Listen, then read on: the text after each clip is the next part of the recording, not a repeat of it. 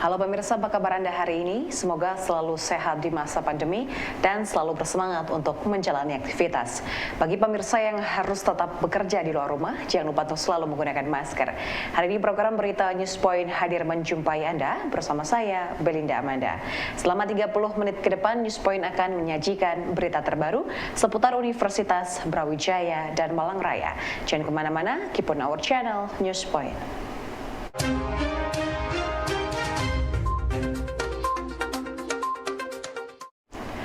Salah satu langkah untuk mewujudkan Sustainable Development Goals adalah dengan menjaga keanekaragaman hayati pertanian. Sebagai solusi, petani Indonesia dapat mengoptimalkan kearifan lokal serta menerapkan sistem pertanian padi organik. Hal tersebut berdasarkan penelitian yang dilakukan oleh Profesor Amin Setio Leksono yang disampaikan langsung dalam International Conference on Global Research Conversation. Let's start with the history of the organic farming system in Indonesia. It's back in 1918 era when Indonesia adopted the Green Revolution to help Indonesia achieve the rice self-sufficiency. In 1984, this adoption has help Indonesia to produce more rice, but in other hand, this also have the negative impact both for human, other organic and environment. This what we call conventional farming system produce the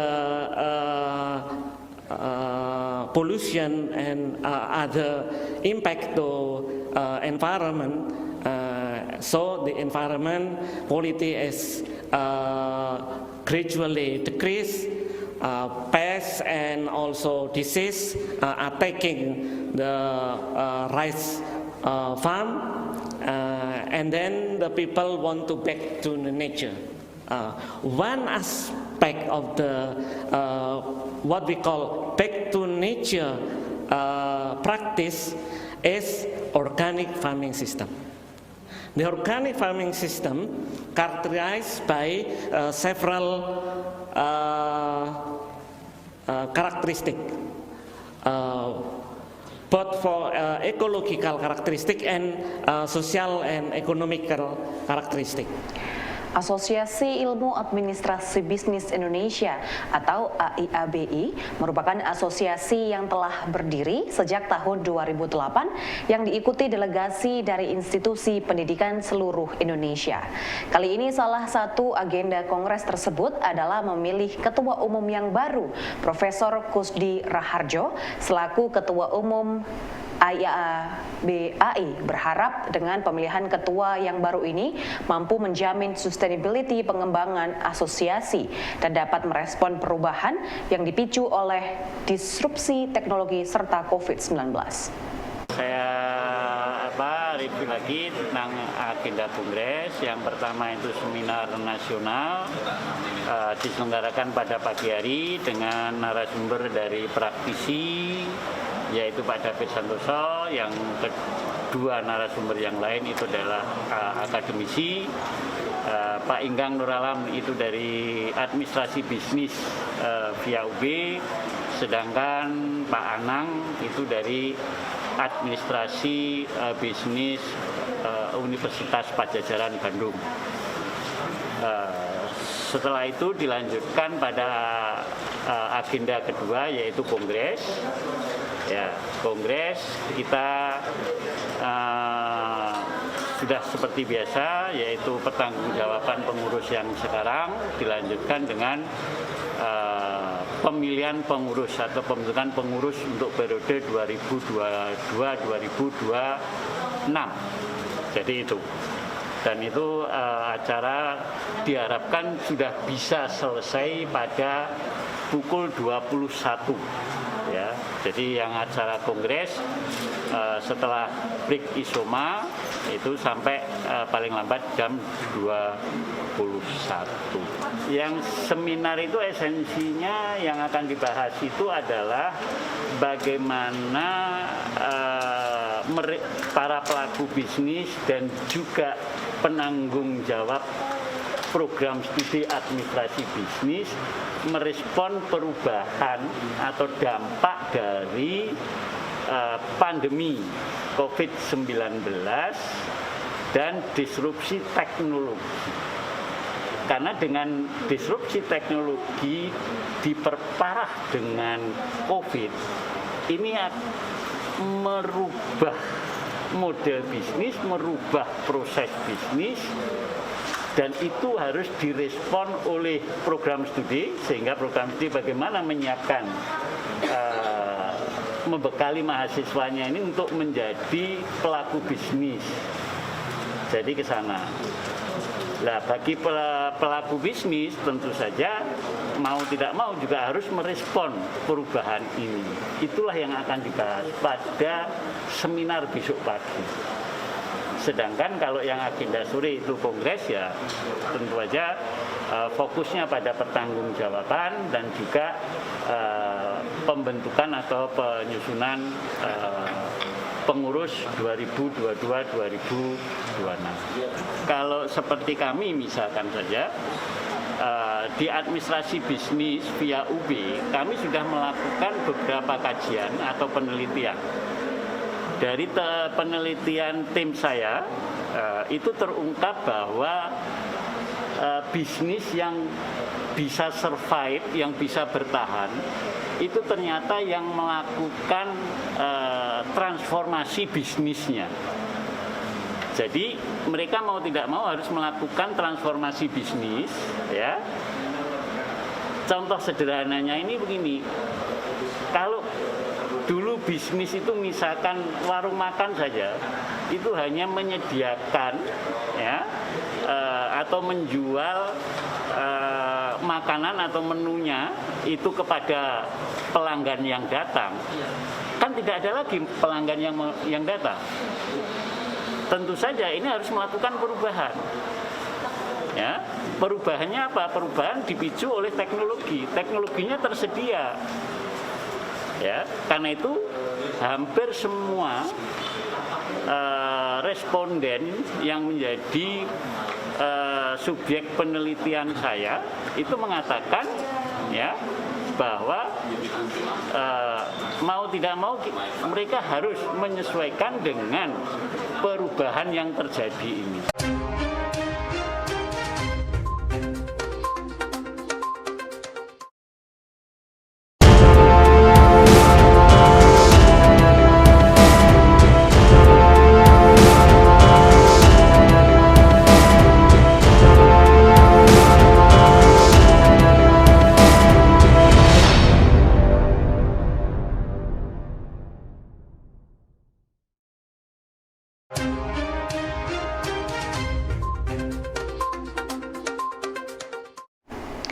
Kongres dan Seminar Nasional AIIBI yang digelar via UB diagendakan untuk seluruh pemangku kepentingan AIIBI agar dapat secara proaktif terlibat dalam membangun keilmuan administrasi bisnis yang adaptif terhadap perubahan yang mampu menstimulasi dan mengungkit daya saing Indonesia di masa yang akan datang. Dekan via UB Andi Fefta Wijaya berharap ke depannya AIIBI dapat menghasilkan nilai-nilai positif dan berkontribusi optimal dalam kajian administrasi bisnis. Bapak Ibu sekalian, juga seluruh panitia yang hadir hari ini dan juga para wartawan, untuk acara kita yang kita selenggarakan ini memang merupakan agenda yang cukup penting untuk vital untuk organisasi kita ini, karena organisasi ini adalah organisasi asosiasi yang berkonsentrasi pada ilmu administrasi bisnis, dan ini mempunyai peran yang sangat vital, terutama kalau kita lihat dalam konteks negara kita yang baru pulih dari COVID-19, sudah mulai berusaha untuk bangkit, ya, dan itu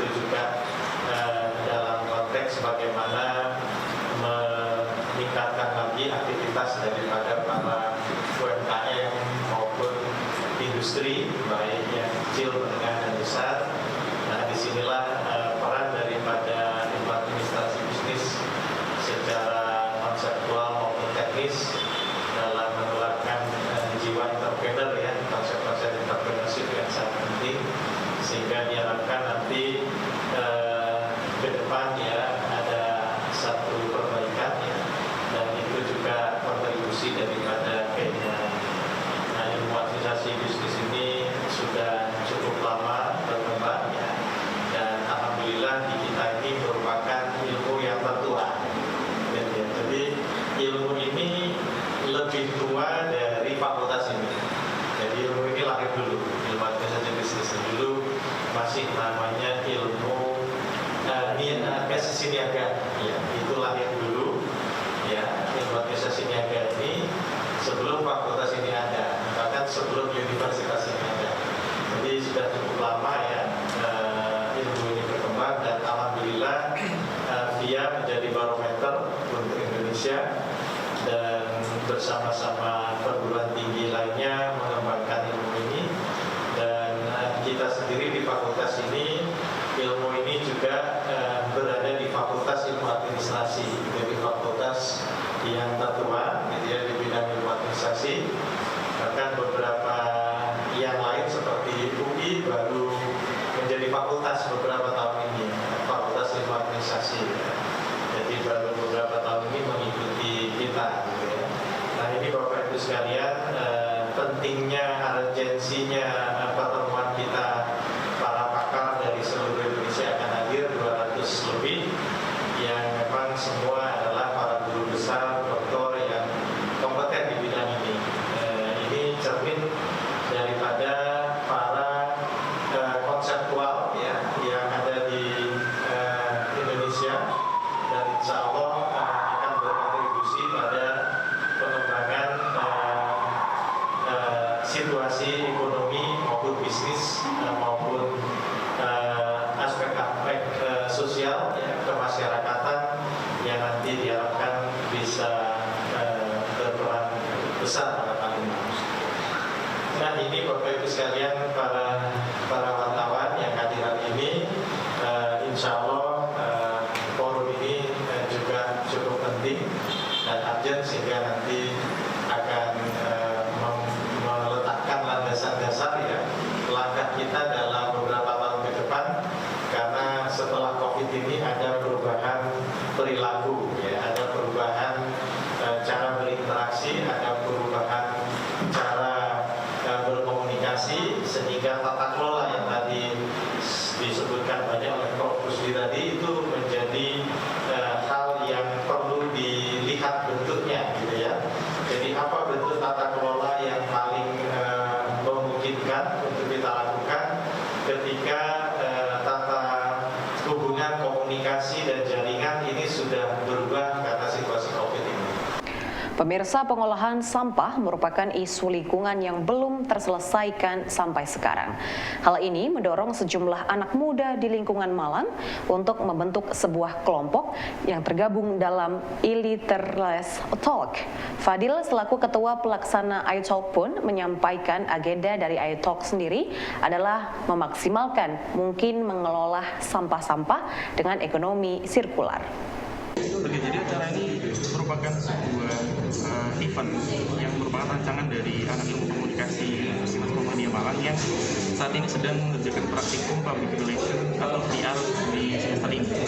Jadi salah satu bentuk kegiatannya adalah kita membuatkan event pada klien yang dalam hal ini klien kami adalah Elitemat, sehingga dari permasalahan yang ada di klien itu kita coba selesaikan dengan output event ini.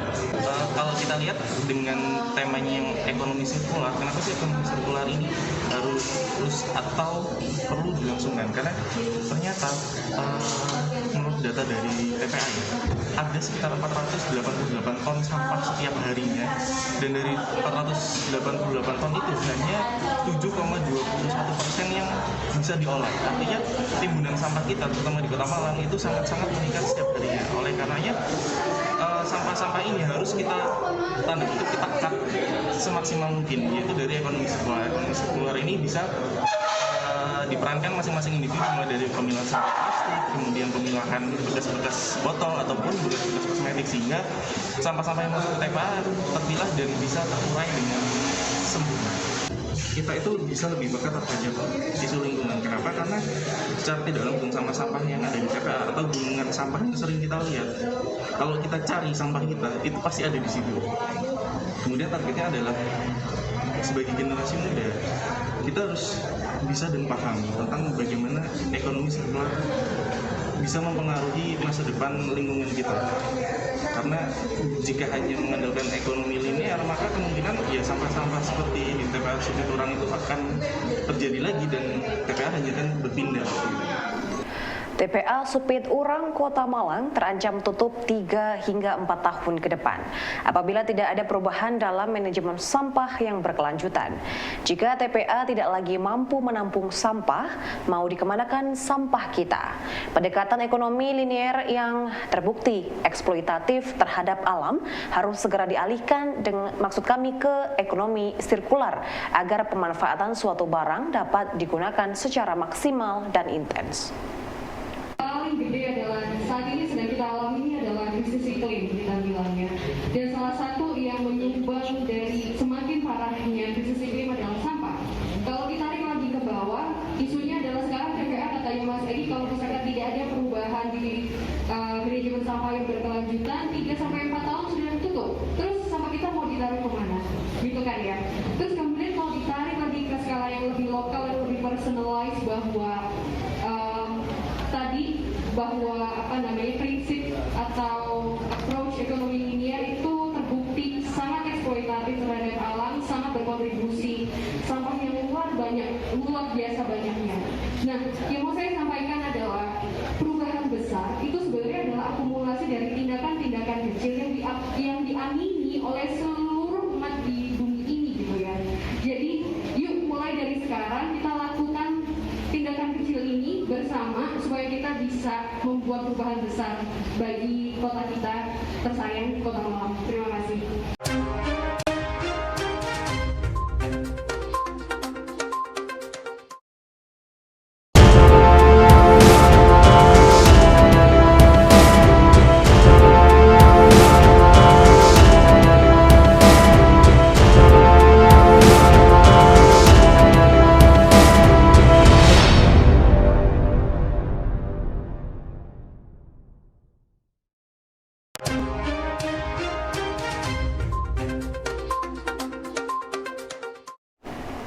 Prodi Ilmu Perpustakaan UB melihat kurikulum sebagai nyawa dari suatu program pembelajaran sehingga keberadaannya memerlukan rancangan pelaksanaan serta evaluasi secara dinamis sesuai dengan perkembangan zaman, kebutuhan ilmu pengetahuan, teknologi, dan seni. Irham Ali dari University of North Texas menyebutkan beberapa isu masalah terjadi di Indonesia. Ia menilai dengan adanya dunia industri saat ini, kemampuan dalam pengelolaan data sangatlah penting. Komponen dari data science adalah statistik. Ini jujur saya sebagai lulusan ilmu perpustakaan, saya cuma dapat ilmu statistik sama Pak Putu tuh. Saya ingat banget, itu cuma 3 SKS. Lepas itu nggak ada lagi. Jadi memang pengetahuan terkait dengan statistik di jurusan ilmu perpustakaan itu sangat agak kurang lah kalau saya melihatnya seperti itu. Itu zaman saya nggak tahu kalau zaman sekarang itu seperti apa. Kemudian data engineering, yaitu data manipulation, data cleansing, kemudian data visualization, domain expertise. Nah ini saya kira untuk di jurusan ilmu perpustakaan memang tadi yang sesuai dengan standar IFLA, itu memang domain expertise-nya memang harus diperkuat. Jadi memang kita memang harus fokus di library in the library business gitu loh, atau knowledge business atau information business dan lain sebagainya.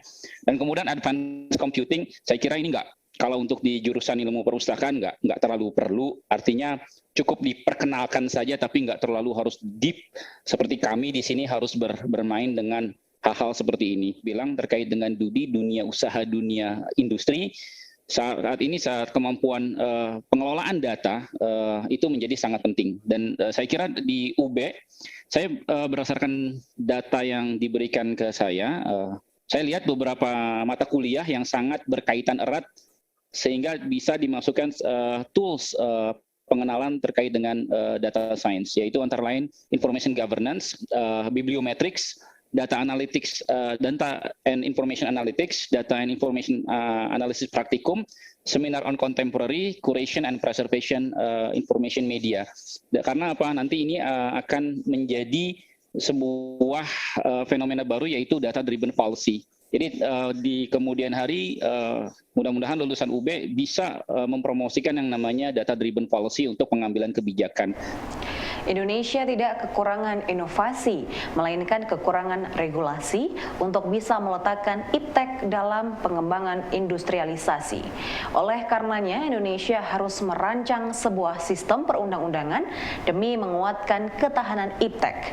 Rektor Universitas Brawijaya menyampaikan argumen bahwa selama Indonesia masih bergantung pada impor bahan mentah, Indonesia tidak akan mampu menyaingi negara lain, terutama Cina. Kemudian saya pesan ini ke Ibu Riko, ya Ibu Dr. Riko, saya pesan betul-betul terkait sistem undang-undang Sisnasibdek. Jadi begini, kondisi Indonesia kalau kita ingin bangkit, ya kita ingin mandiri, maka satu-satunya jalan, maka kita harus memiliki ketahanan di bidang iptek. Ya, itu mutlak. Nah, ketahanan iptek itu nanti akan mengharapkan inovasi, dan inovasi itu akan menghasilkan produk, dan industri kita itu harus kuat. Kalau kondisi sekarang, Bu Riko, kalau melihat kondisi sekarang, maka Indonesia tidak akan pernah mampu bersaing dengan luar negeri, khususnya Cina. Ya, kondisi existing sekarang. Makanya kalau kita ingin mampu bersaing, ya, maka kita harus perbaiki sistemnya ini. Jadi kalau saya lihat di orang Indonesia itu pintar-pintar. Teman-teman kita kalau di luar negeri itu banyak yang berprestasi. Tapi begitu pulang ke Indonesia, nggak ada prestasinya. Kenapa tidak ada prestasinya? Karena sistem untuk inovasi, budaya inovasi, sistem untuk industrialisasi itu tidak ada. Nah ini saya pikir ini Bu Diah nanti bagaimana membuat undang-undang ini meletakkan dasar industrialisasi di Indonesia, pengembangan iptek. Ya. Sebagai contoh begini, kalau kita menyiapkan industri-industri di Indonesia, tapi kalau bahan bakunya kita tetap mengambil dari Cina, maka produk kita tidak akan pernah bisa bersaing lebih murah daripada Cina. Nah, kenapa Cina bisa melakukan itu? Karena Cina membuat suatu konsep yang sangat fundamental. Dia menguasai sistem di hulunya, di material sainsnya.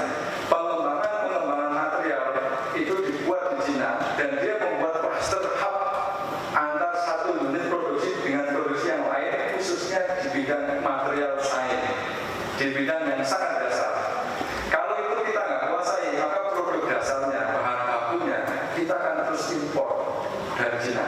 Sebagai contoh, kita kaya akan herbal, bahan baku obat, tetapi bahan baku obatnya 80% masih dari Cina dan India. Nah ini saya kira ironis, sehingga bagaimana penguatan dasar manajemen di bidang iptek, terutama yang ada di hulu, penguatan bahan baku, dan itu dibikin hub. Ya, jadi sebagai contoh kalau di Cina itu, misalnya ini adalah bahan baku pengolahan biji besi, kemudian di sampingnya itu adalah pengolahan dari besi itu adalah menjadi apa? Jadi metal tertentu, kemudian elektroniknya, sehingga kalau itu berdekatan dan itu membentuk hub, sehingga semua itu akan terkoneksi dan harganya bisa tekan dan sangat murah. Dan itu kalau tidak dilakukan di Indonesia, maka kita tidak akan pernah bisa bersaing mengalahkan Cina. Nah mungkin saya yakin Ibu Riko dan juga dari BRIN sudah banyak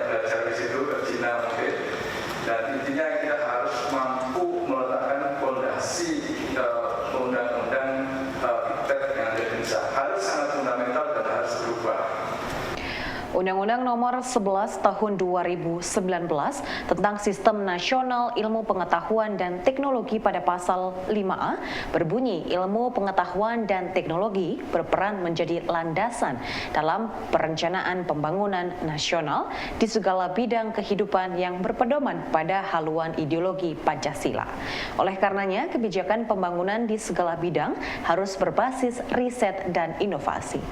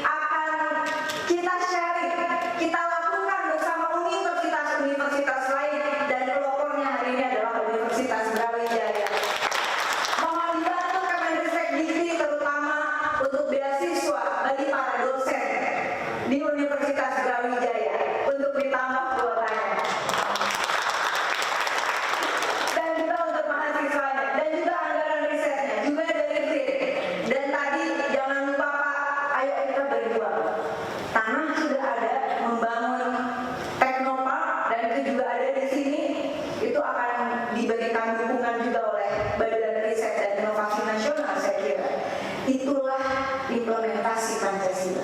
Mari kita geser diskursus bahwa Pancasila itu soal dikotomi antara nasionalis dan tidak nasionalis, antara yang toleran dan tidak toleran. Mari kita selesaikan. Tidak untuk diperdebatkan, tapi saatnya Pancasila diimplementasikan melalui pendidikan di kampus-kampus untuk melahirkan Indonesia adil dan makmur. Pemirsa, informasi tadi sekaligus menutup perjumpaan kita hari ini. Jangan lupa untuk selalu menyaksikan News Point setiap hari pukul 19.30 waktu Indonesia Barat hanya di UB TV, Televisi Pendidikan Universitas Brawijaya. Saya Belinda Amanda dan seluruh kru yang bertugas pamit undur diri. Tetap patuhi protokol kesehatan, wajib menggunakan masker. Terima kasih dan selamat beraktivitas.